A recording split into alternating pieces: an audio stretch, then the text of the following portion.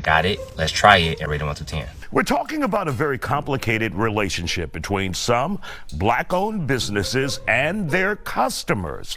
Popular food critic Keith Lee's trip to Atlanta has highlighted the issues at some of the city's black-owned restaurants. He said he walked away empty-handed after visiting the Real Milk and Honey. Everybody is not a Michelin star chef. Everybody is not a 5-star chef. And that's what okay. qualifies you to be a food critic where everybody in the world has to listen to what you have to say about They don't have to. They don't have to. He ain't forced nobody to listen to his TikTok. He ain't forced nobody to listen to what he got to say. He said, go try it for yourself. He said, that's his experience. You might have a totally different experience, Ocho. You know what? If you have a large platform of that magnitude, you shouldn't be saying nothing bad. You should be praising all my. Nah, hell no. No, you and I gonna disagree with that one. I'm paying my hard-earned money and I'm supposed to accept crappy service just because you're black? No, sir.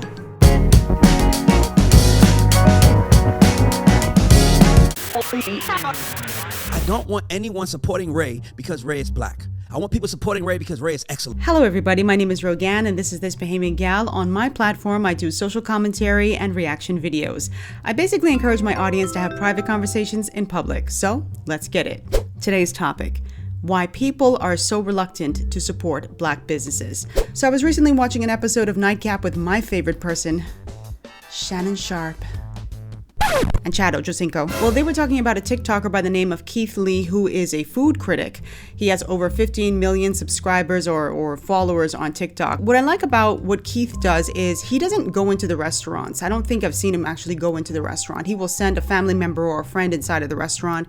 They'll order the food, bring the food out to him in the car or wherever he is. He'll eat it and rate it, critique it. And I like that because I think it allows for a more honest review versus if he were to go inside of the restaurant, they saw him and then they gave him stellar service. Well, anyway, Keith Lee was making the news because he went to Atlanta and he reviewed a few places, and of course, it wasn't so good.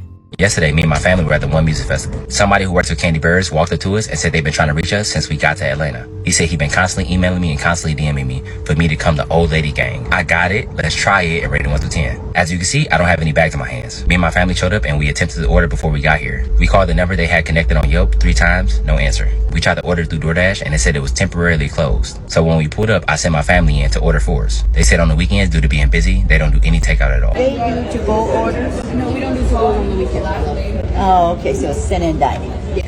Okay, thank you, sweetie. Appreciate you. Which is completely understandable. So what we decided to do is my family's gonna go eat. They're just gonna come bring the food out while I'm sitting in the car, so they have no idea I'm here. My family asked how long the wait was to be seated. They said an hour to an hour and a half. Yeah, hour and a half. Okay. She also said they didn't have any reservations available, so they didn't take down any number, any contact information, nothing. My family then came and relayed that message to me, and I decided to go in myself. So I asked how long the wait time has been today. She said an hour to an hour and a half. So which I then asked, how were you able to sit me in 5 minutes? This is her response. How long are we looking for as far as waiting? I'm just gonna sit up there. 5 minutes. On the wait, this all call came. Now it's whoever first come, first serve. Again, my family just attempted to eat there less than 2 minutes ago. I then told her I changed my mind, we're gonna go eat somewhere else, and I said, God bless you, and I walked out. Well, a lot of Atlanta residents weren't feeling his critique. They felt as if he was going to cost these organizations, these businesses, business by his critique. He even received some death threats because of it. On the flip side, there were many people who were very pleased with the fact that he was honest in his critique, and they felt as if a lot of these black businesses need to do better. Of course, listening to Nightcap, I was 100% in agreement with everything Shannon Sharp said. I was really disappointed in OchoCinco's commentary because what he really was saying is, suck it up. The service is bad, suck it up. The food ain't good, suck it up. All in the name of keeping a black business alive. And I was not feeling that. So I want you guys to just take a listen to the commentary between my husband, Shannon Sharp, and OchoCinco. Just listen to what he has to say. Okay, but I don't like the fact of what he's doing. Ocho, I don't like. I don't like Ocho. it. I don't like the critiquing of our restaurants and having people and talking bad about our goddamn businesses and Ocho, like, dude, you know how hard hard it is, and I get it, Ocho, for us to even get in the food industry and to have our own restaurant. And so, Ocho, like, what are we doing? All right, so To his point, yes, it is very difficult for a lot of Black people to get into not just the restaurant business. The restaurant business is extremely tough, but any business, because a lot of times we just don't have the capital, or we just don't have the knowledge of how to start a business and properly maintain it. That's not everybody, but that's definitely one of those barriers to entry that a lot of Black people who are interested in being entrepreneurs, business owners have cited. But I would think that if there are so many barriers and you finally cross over those barriers and you form your own business, one that serves the public, that you would be going above and beyond to make sure that you stay in business, that your business stays above board, that people have great reviews for it. It shouldn't be that the onus is on us, the consumer, to not speak truth about the operation or how the food is served or the quality of the food, all because we want to keep that business in business. I don't think that's fair. I think that's not fair to the consumer. Any entrepreneur that is in business should want their consumers to be extremely happy, to go and tell other people about the business. But that only happens when you give excellent customer service, you're fair with your pricing, and you, if you're in a restaurant, you have excellent food. You cannot expect the customer, and if you do have this expectation, maybe you shouldn't be in business, but you should not expect the customer to go hard for your business or support your business all because it's a Black business, even though they're not getting quality food and they're not getting quality service. So I'm not in agreement, I should say, with what Chad had to say here. Yes, it is very difficult. So when you do get your foot in the door, then act accordingly. Work hard. Maintain your business. Let me let you guys listen some more to what was said.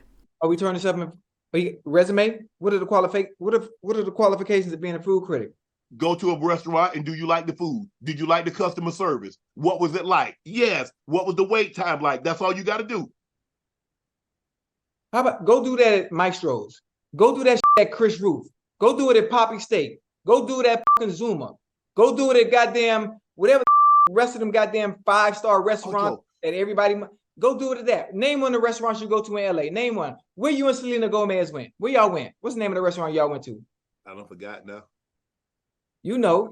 I honestly forgot because I have never been there before. Go do it at their restaurants and give them the bad press and all the bad. Ocho. Because you're Black doesn't mean you're above criticism. I'm not saying you're above anything, but go do it there. It's hard enough for us as it is. Now here you go. So in other words, if he got bad service, he's supposed to just let that slide. Service wasn't bad. How you know? Service because it wasn't. It wasn't. I ain't never had bad service. And even if the service was bad, they might be having a bad day because some of the goddamn idiots they don't have to deal with. Ocho, honestly, in the customer service business, you can't have a bad day. Because think about what you just said. Customer service. Do you know what it's like dealing with some of these people? You shouldn't get in that business. Do not get into the customer service business if you can be easily perturbed by having a bad day. But sometimes you need a job. And sometimes that job, being customer service and being in the food industry, is all you can do. All right, let's stop right there. Okay, to Ocho's point, that's right. Sometimes that is the only job that you can get. I 100% agree. Sometimes it's not up to you to say, oh, this is not in my level of expertise, or I don't like dealing with the public. Sometimes it does boil down. He's absolutely right to this is what I can get, so this is what I'm going to go and do. But here's the thing. If that's the only thing that you can get, if that's the only thing that you can do, you need to act like your life depends on it. At least your livelihood depends on it. And you should have a better attitude. It shouldn't be, well, this is all I can get, so I'm going to make people miserable while I'm on this job. No, give your all until you can do better and you can go somewhere else. But don't make people miserable. Don't be rude to the customers, the people who butter your bread, or even more, who provide the bread for you to give to your family. You don't do that. Something that he said earlier, Chad OchoCinco, that is, he was like, go to Maestro's and do that. Go to these other restaurants. Well, let me tell you something about those restaurants.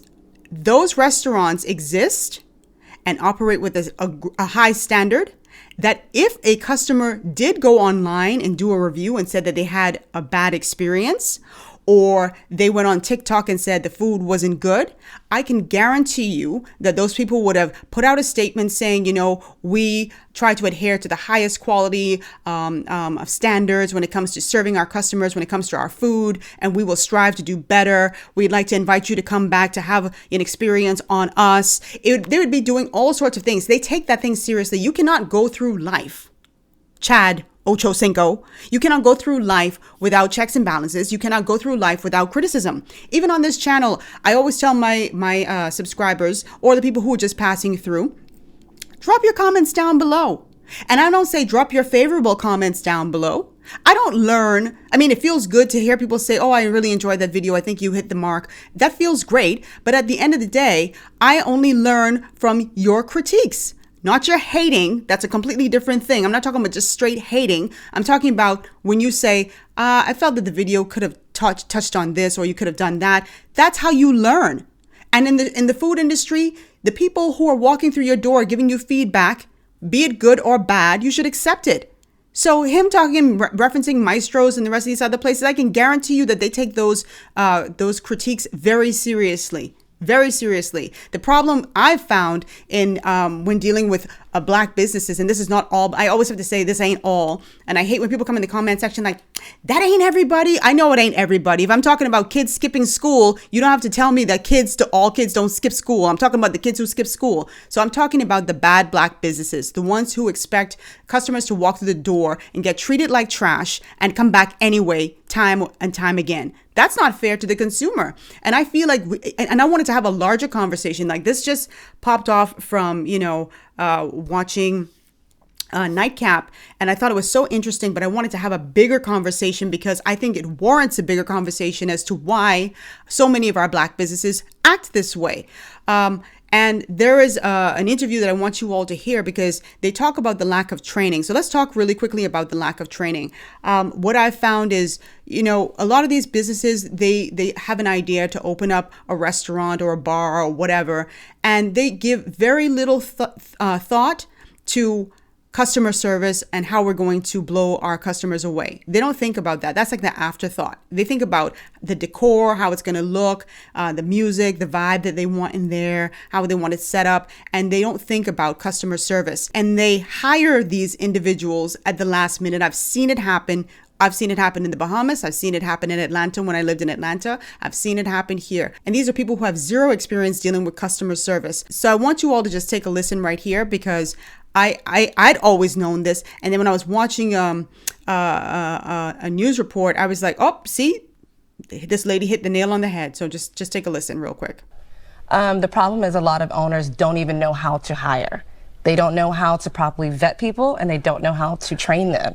So it's not really the server's fault. It's really the owner because you don't know what you're doing. You know how to cook. So if you get an employee in and you say, this is how you're going to treat the customers, like a Chick-fil-A, you're going to be respectful, you're going to always be proper with them, then there's a difference if the employee lays down the law of the land. A lot of these bars, they literally will open it and then they look for servers and bartenders a week, 2 weeks prior with no proper training. I've seen it a million times. They don't even try. They see the margins of how much money you can make from a bar or a restaurant, and they're like, oh, I want to open a bar because I'm going to be wealthy. Throwing bodies at it. Basically, I've seen it Demetrius, a million let's hear times. from you. Couldn't agree more. I've seen it with my own eyes. I have friends who own restaurants in the Bahamas, and I've seen that happen as well. They just be like, oh, we just need some servers. I'm like, these are the people who your customers, your bread and butter, your customers are going to interact with first. But you are just waiting till the last minute to do training. I remember when I was in university, when I lived in Atlanta. I went to university in Atlanta, and I worked as a server at a restaurant named Brio in Buckhead. I don't even know if Brio is still around. If anybody's still living in Atlanta, let me know if Brio is still around. And I remember the manager at the time was like, okay, Ro, we are going to do 2 days of tasting. I said, well, why are we doing this? Why are we tasting everything? He said, because you don't know what the customer is going to ask you. You don't know what the customer is going to want to order, and they're going to turn to you and ask you what something tastes like. And I was like, oh yeah, that's true. And so we just tasted everything on the menu. Unless people who were in training had allergies or something like that, or they couldn't eat it for religious reasons, they tasted things on the menu. And I remember when I finally was on the floor working as a server, I remember this lady was asking me about one of the meals. And I felt so good because I was like, okay, I can speak authoritatively on what this tastes like. And I don't even know that a lot of these Black restaurants do that. Sometimes, and I've been into restaurants back home in the Bahamas and here in the DMV area, and I will say to someone, what does this taste like? And they're like, I ain't never had it. Well, okay, well, what does this taste like? I never had it. And I'm like, oh, like if it's pork related, I'd be like, is it religious reason? No, I just ain't never had it. Okay, what do you recommend? It's all good.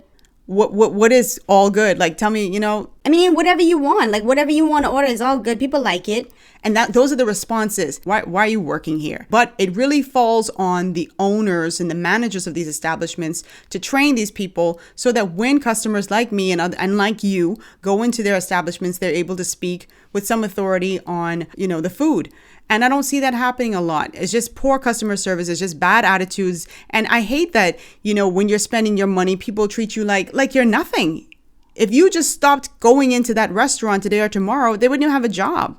I think this all stems from the fact that we as Black people just do not support one another. And when I say support, I'm not just talking about it going towards the Black businesses, but we don't support even our consumers. We don't respect our consumers. There's no respect there, because if there were respect, the minute we saw someone, that this is the restaurant owner or whomever, the minute you saw your server or your receptionist or whomever is doing something crazy, you would pull them aside and say, no, you're not going to mess up my business. But we don't do that. We don't care. We figure we got some good food. It's at a good price point. If it is, they'll keep coming back. And if you walk out the door and you don't come back, too bad. Somebody else. I remember when I was living in Nassau. For those of you who don't know, I'm from the Bahamas. I'm from Nassau.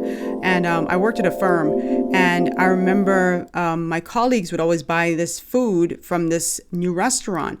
And the food was so good. It smelled so delicious.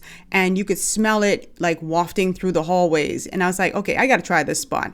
You call on the phone. People had an attitude. This is a Black owned and operated establishment. Had an attitude, bad attitude, but you'd be like, okay, the food looks good. Everybody says it tastes good. Go and get it.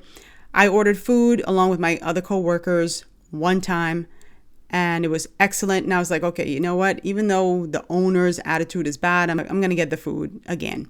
So I went back a second time, bought some food. Food was freaking excellent. The girl can cook. Third time, me and two of my other colleagues bought some food. All three of us got sick. And then I started thinking, and then I remembered, I believe it was the coleslaw. So the food that we ordered was piping hot. And she had the coleslaw inside of the same container.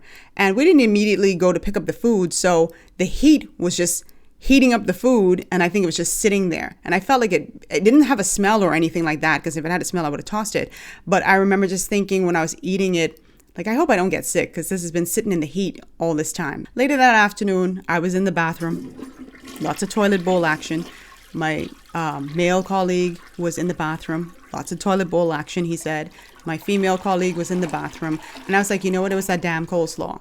It was that coleslaw. So anyway, I said, let me call the owner. Everybody said this woman is a nut job. But I said, let me call her anyway. And I said, listen, hi, I just have a suggestion. I said, I just recently found your restaurant, and I just want to talk to you a little bit, because I think the coleslaw made me and my coworkers sick.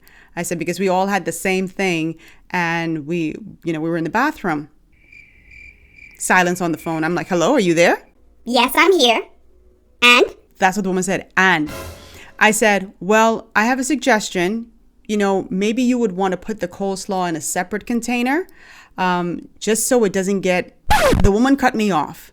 I mean, the last syllable didn't even come out of my mouth when she said, I'm not putting nothing in a separate container.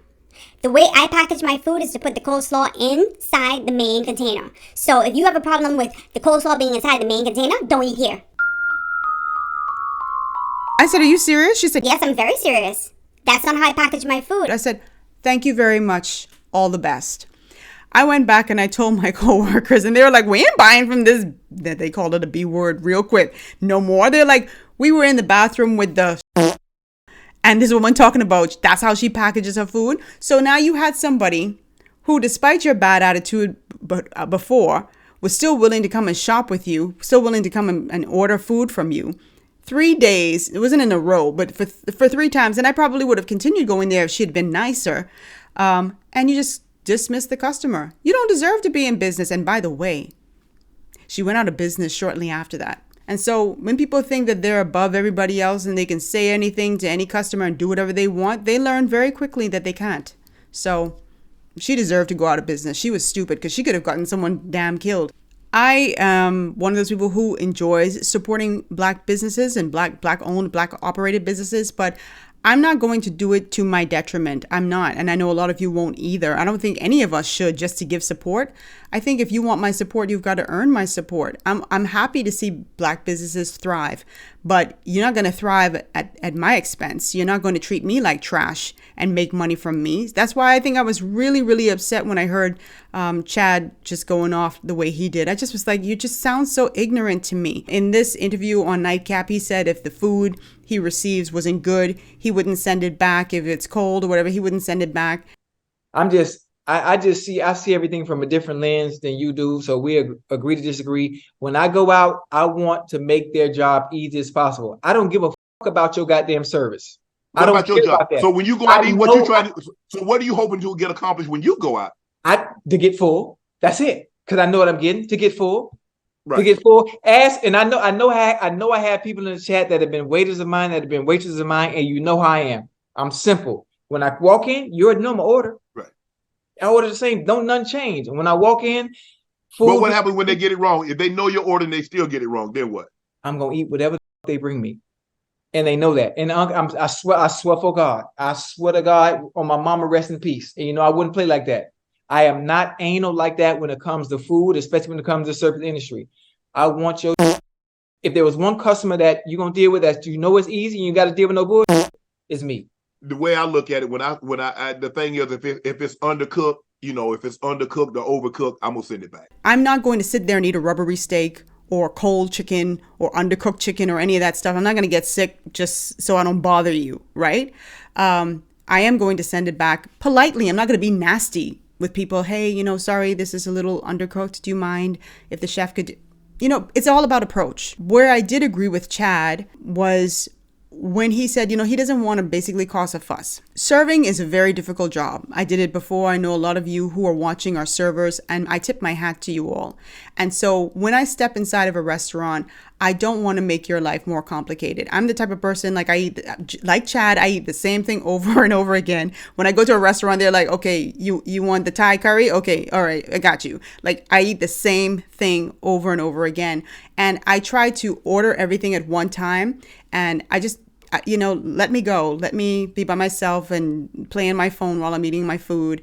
So I don't want to have to keep calling you and all that stuff because your job is already tough enough. So I don't want to make it worse. So I 100% was seeing his point of view with that. But I'm not going to sit there and, again, eat something that's undercooked or the wrong order. There are people who have allergies. There are people who, for religious reasons, can't eat certain things. So I don't expect anybody to just sit right there. And I think Chad may be, exaggerating a bit. A lot of times we talk about unprofessional Black business owners, but we don't talk about the fact that we have some real jerk customers, Black customers who will go into a Black owned or operated restaurant and lord the fact that they are supporting them over that person. Like, I remember being in Maryland one time in this a restaurant that was Black owned, and this man came in there and he was like, oh, I want the pork chop. So they took up 2 pieces of pork chop for him, and he's like, that's it?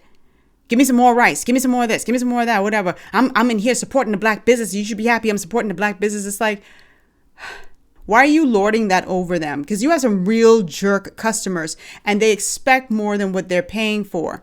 I want more rice. I want more of this. Let me tell you something. When you go to Maestro's and you go to these other restaurants and you talk about, only 2 pork chops. I'm sure they're not giving 2 pork chops. If they give you the meal and you say you want more, you know what the waiter is going to say? Right away, sir. And he's going to bring that and put it in the front of you. Yeah, that's more like it. And guess what? At the end of the night, you're going to get your bill. And when you turn around like, yo, what's this? They're going to say, well, you did order the extra pork chop, sir. That's your bill. And that's it. Can't satisfy every customer though. Sometimes they come in like these 2023 customers, okay? Absolutely. These not the 1999 customers. These people today have a high level. Gen X. No, they have a high level of sense of entitlement. So I absolutely agree with that. There are a lot of customers who are entitled and they have these high expectations. I don't have higher expectations because I'm going to a Black-owned establishment. I don't have lower expectations. I just expect to be treated, to be greeted properly, treated fairly, if I'm going to a restaurant, get good food. And, you know, if it's excellent, I'm going to see you next time. And if it's not, I will not return. And I may write a review if it was really, really bad. So, you know, shout out to Keith Lee for what he's doing. I'm glad that he is doing the work that he's doing, because a lot of these businesses, Black owned, white owned, Asian owned, whatever, they need to be exposed, because some of them just aren't operating with any integrity. They're not treating their customers right. If you enjoyed this video, please give it a thumbs up. Don't forget to share it with your family and friends. I love when you guys say that you enjoyed my video so much you shared it with all your people in your groups. So please go ahead and do that. Follow me on Instagram at ThisBahamianGyal, on my blog at thisbahamiangyal.com. Thank you so much, guys. Drop your comments down below. Do I have a question of the day? Oh, yes. If you are a Black person, please share. I don't have a question. Just share your experiences with dealing with Black-owned businesses. Were they good, bad, indifferent? Just tell me what it is, what your experience has been. Are some of you in the comment section reluctant to ever go back to a Black-owned business? If so, tell me why. Yeah, let's just talk in the comment section. I'll be in the comment section with you all too. I love you. Mwah. Bye.